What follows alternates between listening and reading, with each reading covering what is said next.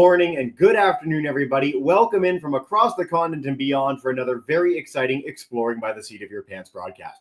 If you're joining us for the first time today, as so many of you are, we are all about bringing conservation, adventure, and science into classrooms around the world. And everything we do goes to our YouTube channel. So if you want to check this out in 3 weeks or 3 years or have some fun with over 40 other broadcasts we've done in conjunction with your Toronto Zoo, you can head there and do just that.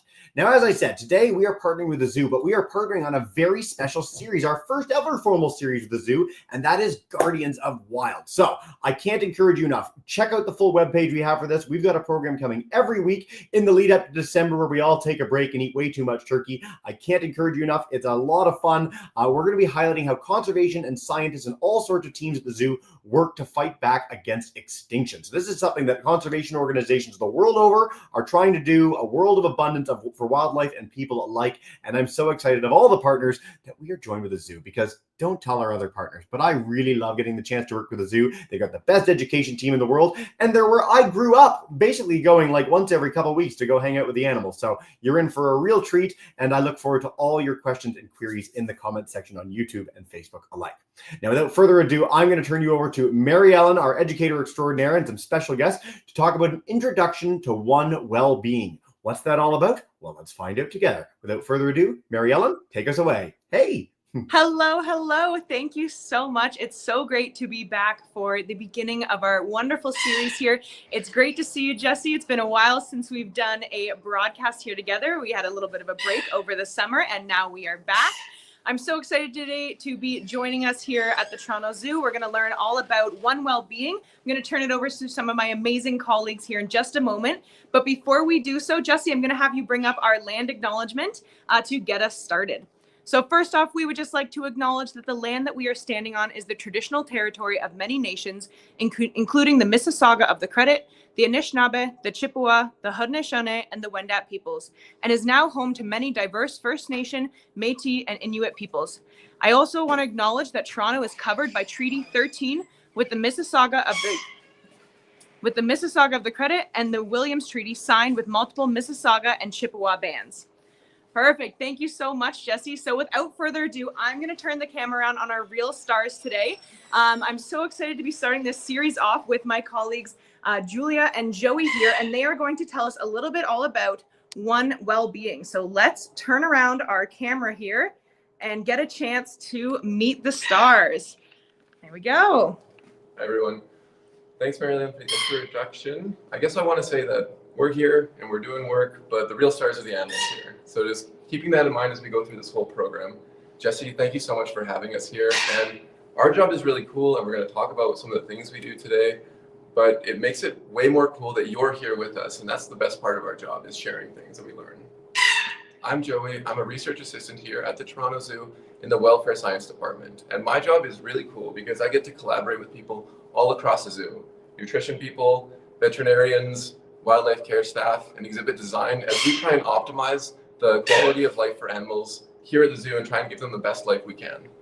Awesome. Thank you, everybody. My name is Julia, and just like Joey, I'm also a research assistant here at the Toronto Zoo, although I actually work specifically in the nutrition science department. Now, the nutrition science team is really special, and it does really cool work here at the Toronto Zoo by designing and curating specialized diets for each species that you see here at the Toronto Zoo, from the fish and the birds, all the mammals, all the big animals and small animals. Each and every single one of them has a specialized diet made for you by our nutrition care staff. So yeah, today we're going to be talking to you about One Health and give an intro to that. But first, I'm going to let Joey tell us about some of our objectives for today's session. Okay, this is our first time doing one of these. So Jesse, do you mind throwing up our today's objectives just on the board there? You've got it, man. It's up.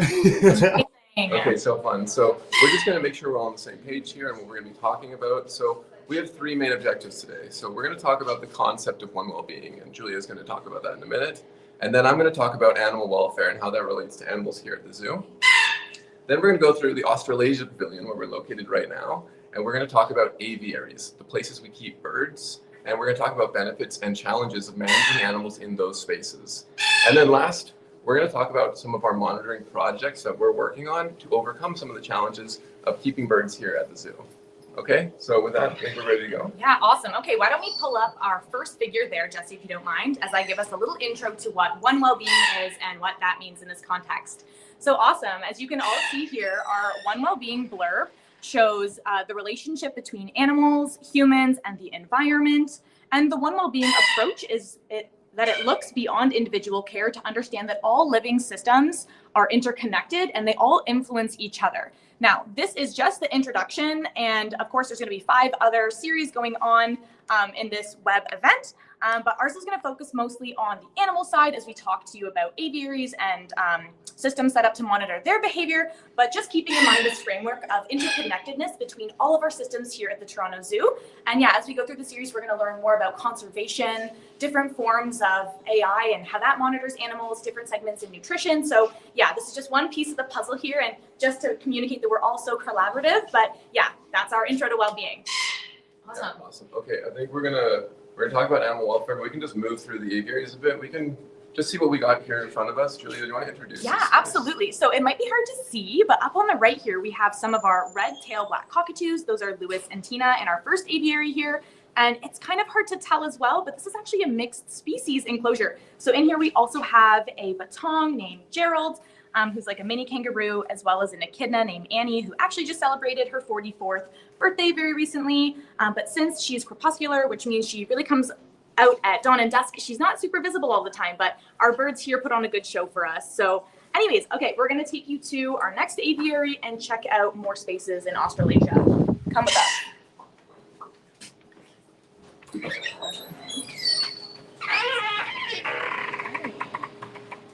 Okay, just because we want to check out all these kinds of aviary spaces, here's another one, and I'm not sure how well you can see here, but that's one of our kookaburras here, and we'll have to keep tabs on them because if they start laughing, it's going to be really loud, and we're going to have to stop talking and give them a minute. Looks like they want to crack a joke. Just kidding. Okay, this is another one of those mixed species spaces. So in here, in this bag, we have a nocturnal animal, a batong. He's really cool, and it goes to show that we can have these multi-species areas. Cool. Okay, I think we're going to ask our first question to the audience, if that's okay with you, Jesse. Let's do it. Okay, good. Awesome. Okay, awesome. Okay, just keeping in mind, we're animals. These are animals. Yep. We want to ask everyone online what they need to have a good quality of life. What do you need to have a good life? What do you need in your life? What do you want in your life that makes it good? Yeah. No, I've got to tell you personally, while we're waiting for our Zoo, YouTube, and Facebook audience to chime in, our StreamYard audience to chime in, I've got to say that this new coffee shop opened up near my house, and a flat white every day is an expensive luxury, but without it, I don't feel like I'd have a good life anymore.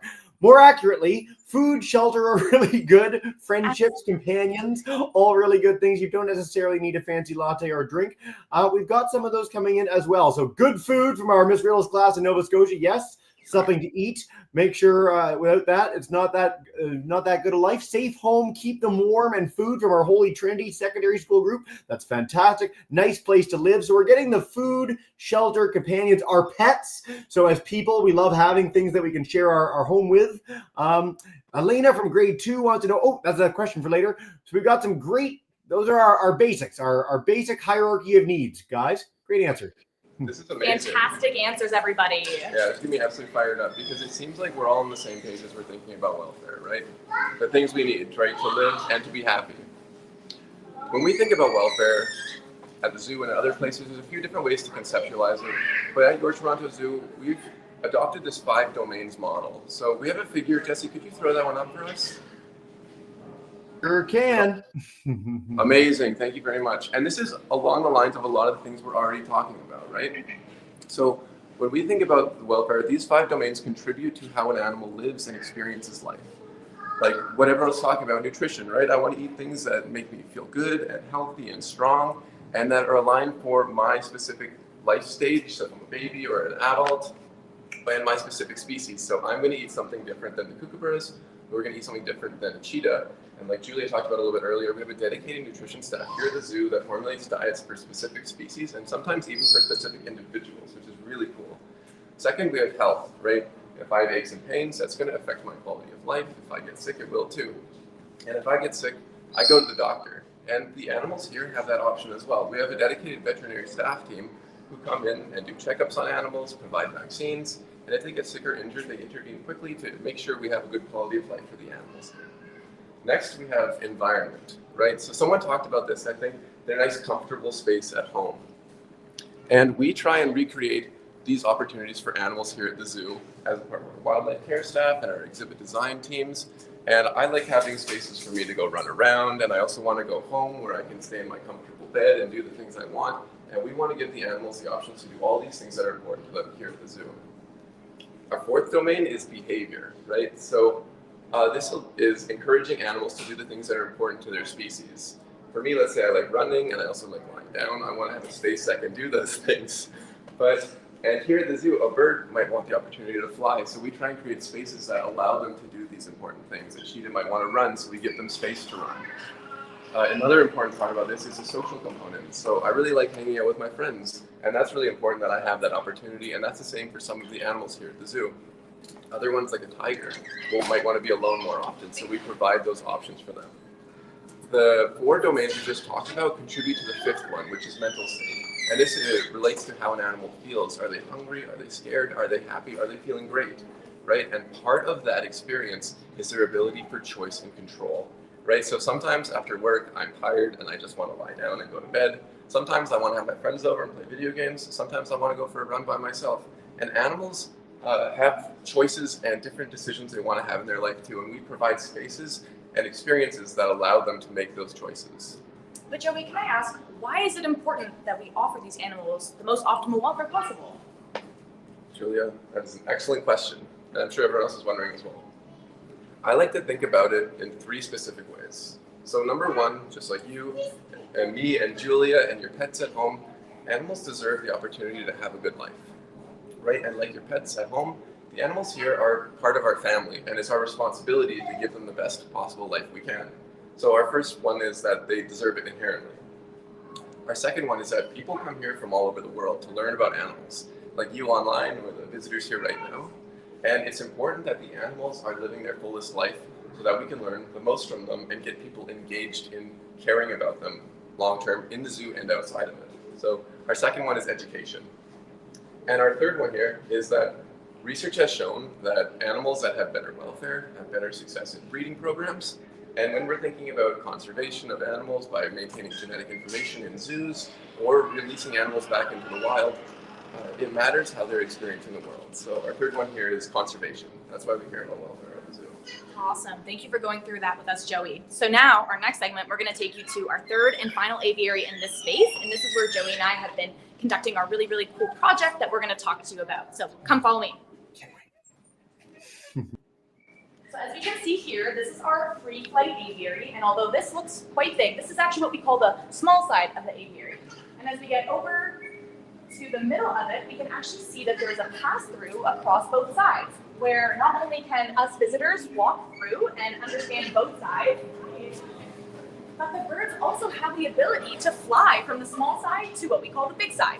Now, I'm going to give you a little meet and greet to some of our stars of today. The first one here, Mrs. Rosie. Now, Rosie is a galah. She'll wave and say hello. Good morning.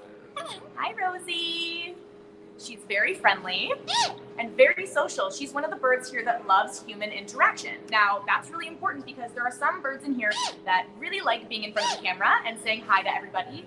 But this aviary also offers the other birds that maybe are not as social to get away from the humans and hang out with their friends and do things that they feel happy with. So I'll introduce you to a couple of our other bird species here, because as we know, this is a mixed species aviary.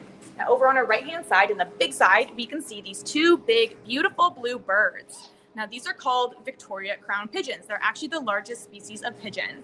Now these birds are really, really cool, and they spend most of their time hanging out on the ground, foraging, collecting nesting materials, and hanging out in their pair. As we can also see, maybe beside them are 2 very colorful birds. Now these are rosellas. Their names are Rosé and Shiraz, and they're a different type of bird, but they like to spend usually most of their time up in the trees, but I guess today they're hanging out on the ground here. But it just goes to show you that these spaces allow birds to perform whatever types of behaviors that they feel like. So in addition to rosellas and Victoria crown pigeons, we also have pied imperial pigeons, crested pigeons, and Nicobar pigeons. So if you love pigeons, this is the place to come. And there's also a really, really special bird in here. His name is Urkel, and he's a tawny frogmouth. He's actually nocturnal, so sometimes during the daytime, it's hard to see him. But he likes to spend most of his time up in the rafters, hanging out during the day, and at night is when he tends to come around.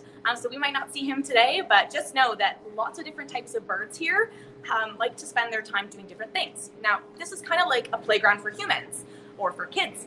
We know that all kids have different things they like to do. Joey likes going on the monkey bars. I like going down the slide. Some people might like playing tag in a group. Some people might like reading a book alone, doing things that they feel good. So that just goes to show you that an area like this can be so close to what we see in our day-to-day lives. So awesome. Maybe do you want to talk more about why we have aviaries here at the zoo? So cool. I love that playground analogy. I do love the monkey bars. When we're thinking about aviaries, like when we keep animals in an enclosure, we can call that a habitat. When we keep fish in an aquarium, we call it an aquarium. And aviary is just a place we keep birds, right? So aviaries can range from very small cages that don't provide the animals with a lot of different options to huge spaces like this, right? Where the animals can move freely and do different things. I actually made sure to wear my hat today because I'm under that transfer Julia was talking about earlier, and I really don't want to get poop in my hair again. Right? Okay, so we like to provide the animals with the best possible spaces we can. And like Julia talked about earlier with this playground mentality, we try and provide animals with a lot of opportunities for choice and control like we talked about earlier, right? So if a bird doesn't want to be around people today, they can go up in the rafters, they can go to the back of the space, they can come down after everyone's gone home for the day, or like Rosie, they can come hang out with us, right? This choice and control is really important. There's also opportunities for different terrains in here and lots of complexity. I think that's what I want to say there. As we think about these interesting opportunities that come from these large and complex spaces, I would love to ask another question to the group, if that's all right. Let's do it. Thanks, Jesse. When you're thinking about managing animals in a big, complex space like this, can you think of any challenges that there would be in taking care of the animals in the best possible way? Ooh, okay. YouTubers, Facebook audience, StreamYard audience, you guys did a great job last time with some answers. For me, one of the challenges would be just getting to find the individual animals you're looking for. Mary Ellen, who started this broadcast, spent years looking. She's not an animal care person, she's an educator, but spent years looking for the wombat at the zoo. And so I've never seen the wombat at the zoo. I've been to the zoo 25 plus times. So if your job is to care for individual animals and there's a lot of them or they're spread over a large area, that's a challenge that jumps out and is very apparent to me. Babies or hatchlings, maybe some of the animals are breeding and you have to deal with that all of a sudden. The challenge is inherent in parenthood. That's a great answer. Managing visitors, so sometimes people might influence the animals in a certain way. I know at the Australasia Pavilion where you folks are at, the tree kangaroo area, back when I remember coming there last, mentioned, people need to be very quiet. These are skittish animals. They could potentially fall out of a tree. And so making sure that people are quiet in an area where you have to deal with that, that's a great answer. Making sure one bird does not hog all the food, and Rosie here looks like a real food hog. So that's a great answer. Yeah, great options, guys. You guys rock. Yeah, those are really awesome points. And again, I'm just getting super excited that everyone is thinking at such a strong level. When we're thinking about these spaces, a big one that we struggle with is that first one that you mentioned, right? It's keeping track of the animals. If they don't have to see us, they don't have to be around us, and maybe they choose not to be, it's hard to make sure that they are having the best possible lives. Rosie's down there looking at Julia's food bowl. So that's awesome, and all those challenges make a lot of sense, right? And I think Julia's going to talk a little bit more about that food one that someone talked about. Yeah. Potential food hogs. Absolutely. So you guys, those are some great answers. I think we're getting on the right wavelength for what some of these challenges are. And now, coming from a nutrition background here, I'm going to give you the nutrition perspective on it. So basically, we know that this is a big space with so many animals in it. And as you've seen from Mary Ellen's panning shots, we can see that there's a bunch of different food bowls. There's some on the ground for the birds that like to eat on the ground, but there's also raised bowls for those that like to eat higher up. And this one specifically we call the Rosie bowl, actually, because only Rosie can access this bowl. So yeah, one of the main challenges is that we put out all these food dishes, and as we know, the nutrition science team puts together specific diets for each of the species that's found in here, but the birds all have access to each other's diets. So it'd be like if me and Joey were sharing a plate of food, you wouldn't really know who's eating what, right? So that's been a challenge for us here in the nutrition science department, but what we've been doing is trying to understand where birds choose to eat. Now, we'll talk about this a little bit later, but why don't I first show you what birds eat? So this is an example of one of the food dishes we have here. As you can see, we have some pellets, some seeds, some tasty treats, also some fruit and veggies. So not only does this food provide the nutrients that animals need to be strong and healthy, but it also provides enrichment for them, fun foraging things that they can chew and eat and play with and throw to not only enrich them physically, but also mentally and do things that are natural for them. So that's been a really cool way that we help make their lives better here at the Toronto Zoo. So like we said, one of the challenges is knowing what animals physically eat. But another really important thing to understand what animals are eating is knowing what they weigh. So weight is a really good metric for us to keep track of. We get a baseline and we can know if animals are losing weight due to some reasons or maybe gaining weight. So keeping track of that is really important. So why don't I let Joey explain why weight is a really important metric, especially in a mixed species aviary like this? Yeah, absolutely. So cool. I love that food dish. I love that Rosie's going for it. She's so fun. When we think about these challenges of monitoring, it is hard. Like, how can you keep track of the birds when they're far away from you? And how can you tell a bird's weight when they're covered in feathers? It's really challenging compared to like assessing a mammal. So when we think about weighing birds, we think of three possible ways to do it. Number one, we could catch them, right? And sometimes we do have to do this when the veterinarians are doing some minor surgery or giving vaccines. And then sometimes we will weigh the birds in that scenario. But it can be dangerous because birds can be delicate, they have wings and things like that, so we try not to catch them up too often. So if we're trying to get consistent weights to try and understand if there's a change in weight, it's not the most feasible solution. So number two, we could ask them. Okay, so let's say Julia wanted to get my weight. She could put a bathroom scale on the ground and ask me to step on it and then give me an Oreo cookie, right? And if she asks me to step on that scale again, I'm going to do it as many times as she asks because I'm going to get a cookie, right? It's just building that relationship. And this is something that the wildlife care staff does with some of the birds here at the zoo, like Rosie, right? Rosie's got a big personality and she is trainable, and the wildlife care staff can ask Rosie to get on a scale for a tasty treat whenever they ask, for the most part. It's her choice to participate or not. But there's like 20 birds in here and I think maybe 10 aviaries across the zoo. So maintaining these training relationships with this many birds, establishing the relationship and maintaining it is just not really feasible with our staff and with the way that we care for the animals. So there is a third option, and that's where me and Julia come in. And this is trying to weigh the birds passively and opportunistically without even getting close to them. Not even touching a single bird in the process, other than maybe Rosie coming up to say hi. Yeah, okay, so should we show the... I think we should show them. So we're just gonna pull up some props here as to our apparatus for trying to get weights of birds without touching them, without going near them. So this right here is our scale. Now this scale goes directly in the aviary on one of the feeding platforms or on the ground. And now that we have a food bowl here, why don't we show Yeah, them? let's grab that. So what we do is we place a food bowl right on top of the scale. We tare it, of course, to make sure it's at 0. And then we're able to put a camera in close proximity to the bowl so that when a bird lands on the scale inside of the bowl, it activates a motion sensor in the camera, which automatically takes a 10-second video. Now this video highlights the screen here. We make sure to point it perfectly there. It highlights the screen and it shows us the weight of the bird. Now we're able to take this data and understand bird weights. Yeah, we have a video. Again, we're new to this. Jesse, are you able to play that little short video we have in there? I certainly am. Here we are. Awesome. 145.5. Nice. Perfect. Awesome. So this is what it looks like from our camera's view. So in that video, you can see that we can see the little screen on there so we can get the weight. We can see that's this gray bird that we know as a crested pigeon, but there's actually 5 other crested pigeons in here, and to me, they all look exactly the same. So the nice thing about our cameras is that they can pick up the little white band around that bird's ankle, and we can know that that bird is Annabelle. Okay, so what we can do with that information is then we get these individual weights that we can see change over time, and they are individualized to that bird. So it's really cool that we got Annabelle's weight. We've been very successful in getting weights of every single bird in this aviary. every single bird in this aviary.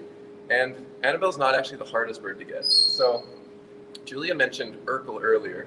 We were actually in here for about 10 minutes before this presentation started, and we were looking for Urkel, and we couldn't actually find him. Julia mentioned earlier, he's nocturnal, and his form of camouflage during the day is looking exactly like a stick. Yeah, he's very tough to find. So if you come to Australasia Pavilion and you find Urkel, that's a big high five to you. Yeah, absolutely. And he usually comes down to eat during the day. And as we think about our monitoring challenges, right, this is a big challenge, right? He only comes down when we're not here, when it's night. So if we want to keep track of his welfare, we want to keep track of his weight, we need to have a different solution for that. And luckily, our cameras here, this is actually not the lens. This is an infrared light. So it shoots out a light at a wavelength that you and me and Julia and Urkel can't see, but the camera can. So we're able to get weights of birds that are nocturnal that only come out when we're not here. Jesse, we have a picture of Urkel on the scale. Do you mind pulling that up? Urkel looks fantastic. And by the way, if I ever find Urkel, I'd like one of those Oreo cookies you're giving out for the scale rather than just a high five. I think we can make that happen, Jesse. Yeah, so cool. Awesome. Okay, so that was a huge win for the welfare and nutrition team. And absolutely, the whole zoo at that point, and especially the wildlife care staff as well. So this is the first way we ever got on Urkel without having to touch him. So. And that's really important to be able to stay hands-off with a lot of these birds. So going forward, looking back at the nutrition side, we wanted to take this project a step forward.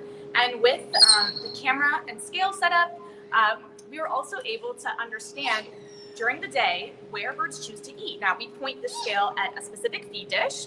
And Jesse, if you don't mind pulling up our next image here, that's a little map that I have of our aviary here. Of the raised dishes and the ground dishes. And then on the right, we can see a beautiful little pie chart. And so after going through hours and hours of footage, I'm able to actually determine how much time Rosie spends at each feed dish. So I can make like a little location map of where Rosie likes to eat.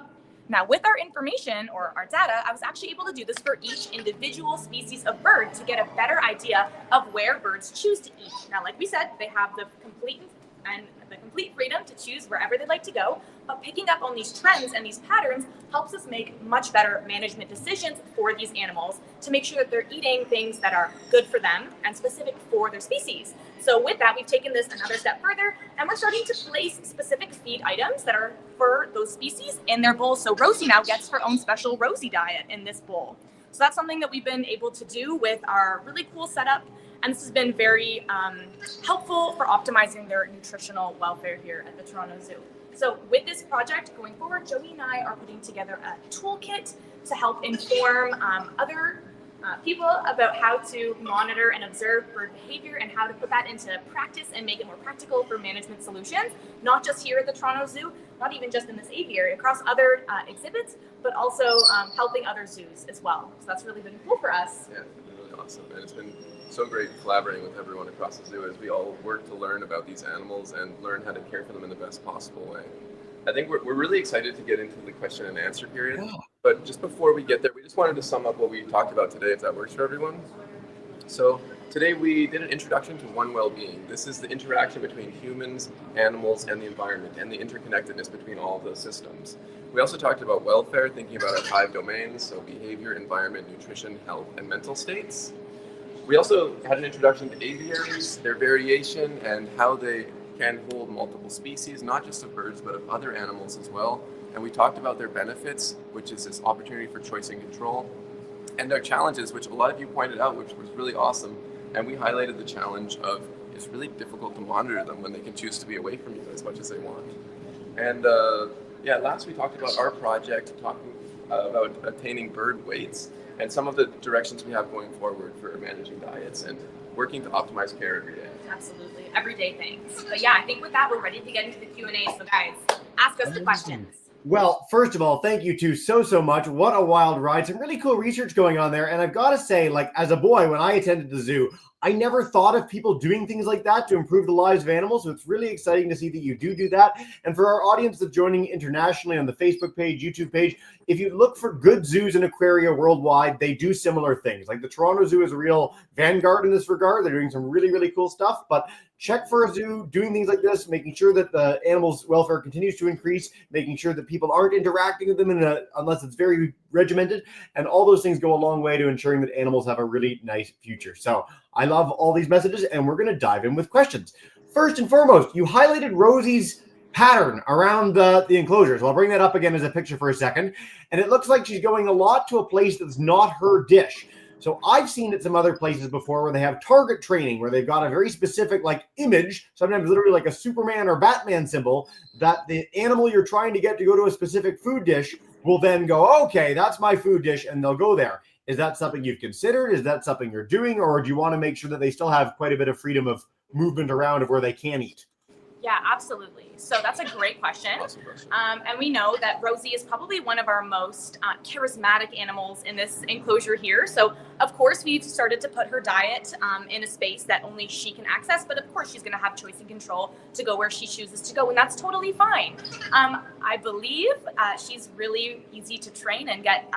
Sunflower seeds as a little reward, tasty treat to get her to step up on that scale for us. So I think going forward, because we have that relationship built with Rosie, building towards targeting her food dish as opposed to maybe sneaking a little snack from everybody else's food dish could be something working towards in the future, but also knowing that this is her space, this is her home, allowing her to eat where she wants to eat at the end of the day. Sweet. Thanks, Julia. All right, Rocky wants to know, what's the bird that's been chirping in the background? So I think we're hearing Rosie right now, where it's like a little blah, but there's something that was doing a trill consistently for a while. Do you know what kind of bird that is? Oh. Ooh. Does someone want to make the noise for us? I don't know specifically which one it was, so I would try and do it. You know I would.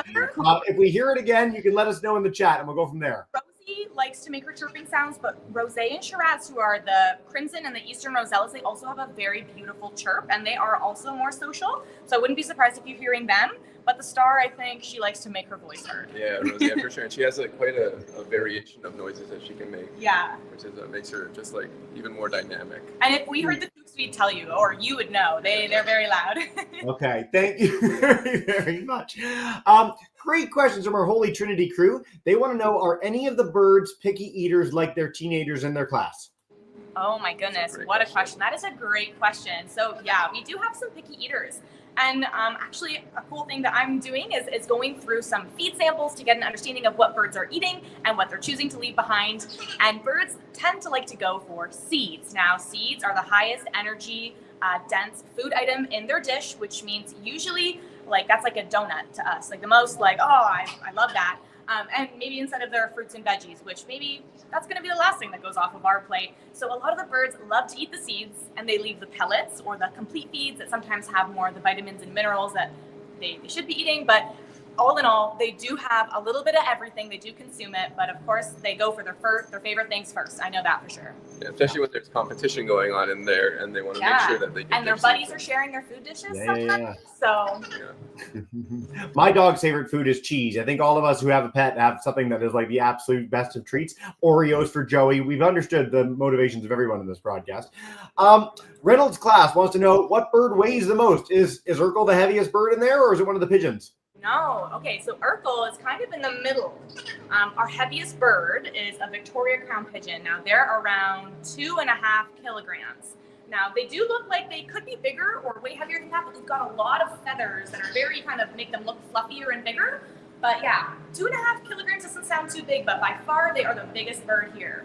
Can anyone guess what the smallest bird is? Ooh. Joey, do you know what the smallest bird is in here? Yeah, Joey. That's actually our Eastern Rosella Rosé. This girl here. Yeah, she's about 92 grams. And it's really interesting because when we take pictures with our camera, we can see the time of day that she's feeding as well. And we can see that she feeds at about 9:30 every day like clockwork in the same feeder. Which is always really there. At the second platform over there, that's her spot. Yeah. I've got to say, just for people that might not have a comparison, that little amount is less than a pack of Skittles. They're so tiny. Birds tend to weigh way less than you'd expect them to. We did a program the other day with a full big hawk, and it was a pound. 1 pound, that's it. It's unbelievable how skinny they are. By the way, too, this is a niche note, but everyone should look up Victoria crown pigeon. We sort of see them at the end of the enclosure, but they're like a magical bird. And we've had a lot of ornithologists on, and they will universally say pigeons are their favorite group of birds, which I think most of us, when we think pigeons, don't think that. So check out some pigeons. Pigeons rock. Pigeons are really neat. So I'm really glad we got that chance to feature them. All right.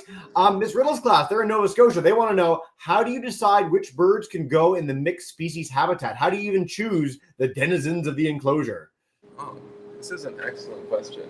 And sometimes people aren't sure, right? We like to put birds in the same spaces that exist in the same spaces in nature, right?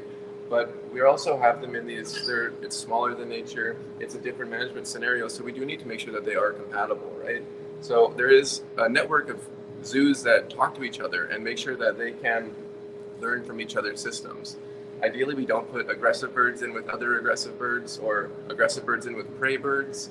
So it is a consistent learning experience, but we are trying to be as informed by nature as possible and by our collaborations across different zoos. And I think it's also really important that we learn their individual behaviors before we put them in this space. So Shiraz is actually the beautiful red bird. She's one of our new birds in this space, and the wildlife care staff took a long time to get to know her to see if she'd be a good buddy in this space to the other birds, because we never want to put a bird in here if it's not going to be its best home. So there's a lot of steps both between zoos and inside the zoo with the wildlife care staff to make sure that these birds that are going in, they make sense for this space, but also are going to have a good time in this space. Yeah.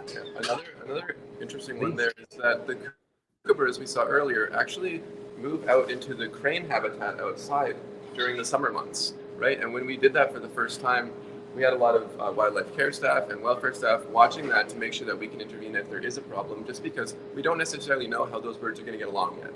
Luckily, it was awesome, and they had a great time, and they're going to go back out next summer. But it's this trial and learning process, right? Working with the animals, it's cooperative care. Yeah. We've talked about this with the zoo with a variety of different animals, not just birds. This is a pretty universal thing. Is just, if you're going to bring in an animal from another zoo or aquarium, you want to make sure that it's going to get along. It's not going to be in danger. It's not going to endanger others. And then everyone, including the animals and people, all come out of it happy and healthy. So I love when we get this theory.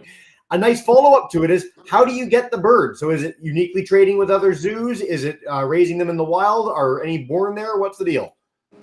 Definitely. I'm going to actually take this question here for us. And this is kind of not necessarily a bird specific question, but more animal in general here at the zoo. So it can come in a variety of ways. And Jesse, you kind of nailed it for a lot of them.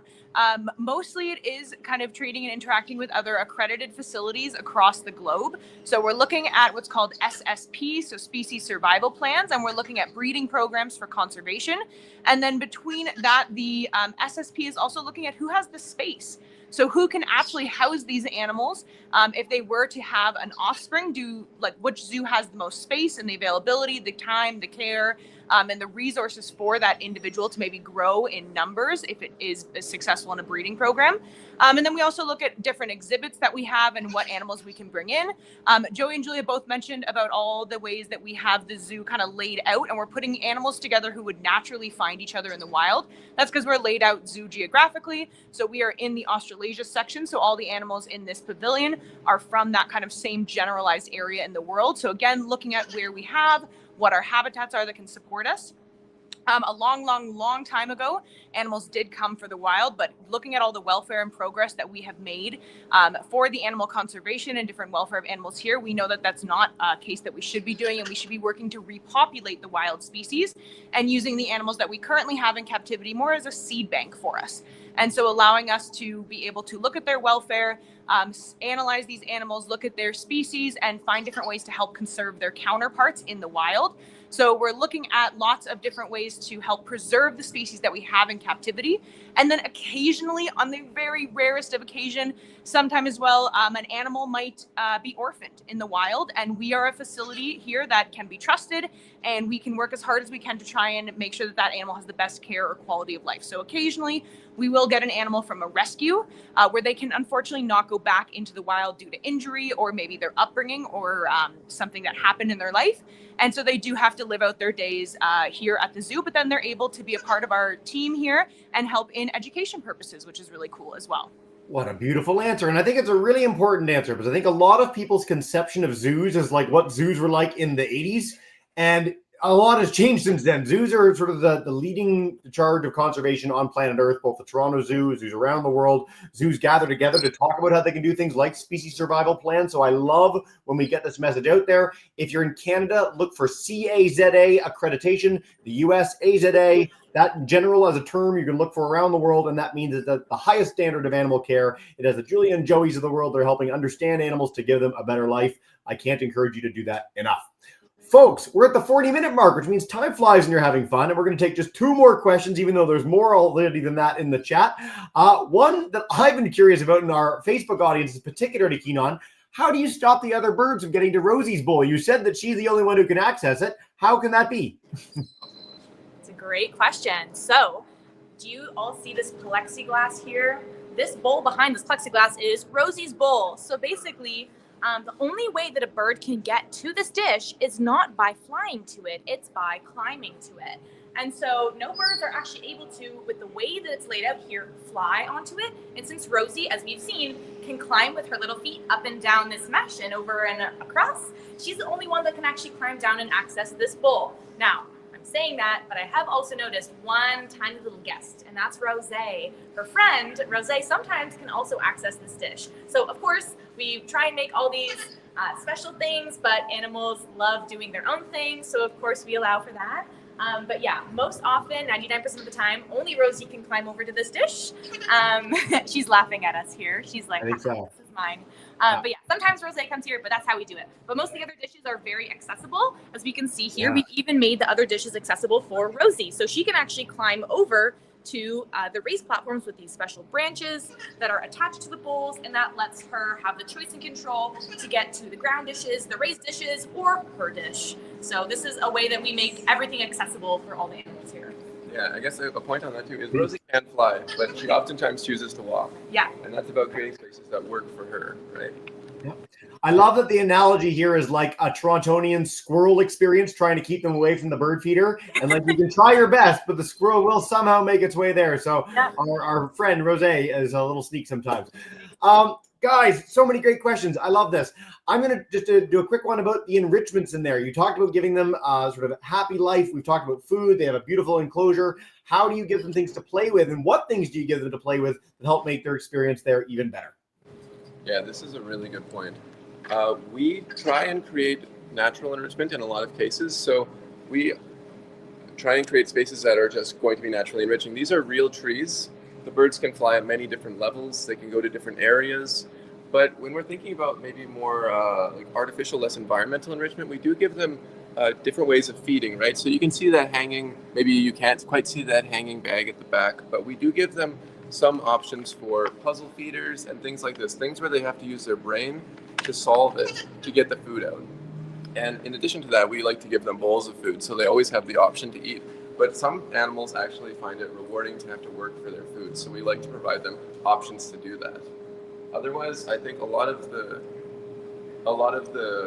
enrichment also comes from being in social groupings, right? So these animals can interact with each other, they can groom each other, they can have their own relationships, which make their lives complex.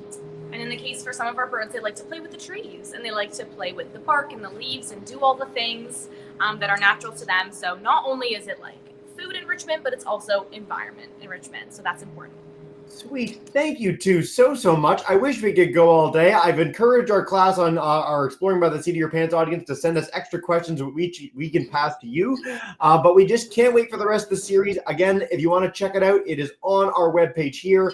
TorontoZoo.com has so much more about their incredible conservation efforts, Guardians of Wild and beyond. So we hope you'll take the chance to check that out. And before we say farewell, horizontally, that's weird. It's the first time that's ever happened. We can go upside down. We can turn any which way. This is very spacey, Mary Ellen. I like it. Not sure what happened to our camera here. No, it's never happened in We'll our figure out history. our camera. Is there any final message you want to leave us with before we say goodbye to our classes? Yeah, absolutely. So thank you all so much for being here from the bottom of me and Joey's hearts, and everybody here at the Toronto Zoo. Thank you for joining us today. And I'll just leave you with one final little message. We all have a part to play when it comes to protecting and caring for our animals here at the Toronto Zoo. Me and Joey as research assistants, all of the people involved in the science team, the fantastic zookeepers and animal care staff, our amazing educators like Mary Ellen here, all the faces behind the scenes at the zoo that you might not see when you come here every day, and especially our community, all of you who support the zoo. Together, we all contribute to one well-being of the environment, people, and the animals that we care for as Guardians of Wild. Thank you guys. Thank you so much. Have a wonderful day. And to our audience from all over the place, we really appreciate you joining. Can't wait to see you next week, and have a wonderful rest of your day. Bye for now.